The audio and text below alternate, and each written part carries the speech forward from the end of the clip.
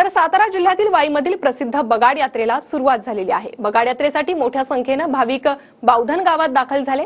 बगाड्या होण्याचा मान यंदा अजित ननावरे यांना मिळाला आहे। याचा आढावा घेतलाय आमच्या प्रतिनिधींनी, पाहूयात। राज्यभरामध्ये रंगपंचमीचा सण मोठ्या उत्साहात साजरी होत असताना साताऱ्यातील बावधन गावामध्ये प्रसिद्ध अशी बगाड यात्रा जी आहे ती आज मोठ्या उत्साहात पार पडताना आपल्याला पाहायला मिळत आहे। आपण पाहिलं तर आज बगाडाची जी सुरुवात आहे ती काही वेळातच या ठिकाणी होणार आहे आणि आपण जर पाहिलं तर मोठ्या संख्येनं भाविक जे आहेत ते जिल्ह्यासह राज्यभरातून या बगाड यात्रा पाहण्यासाठी या ठिकाणी दाखल झालेले पाहायला मिळत आहेत।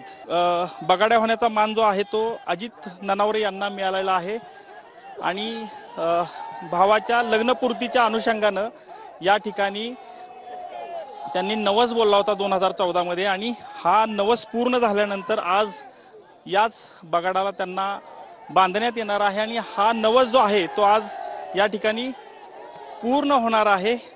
कॅमेरामन तुषार ननावरेसह संतोष नलावडे, TV9 मराठी, बावधन, सातारा।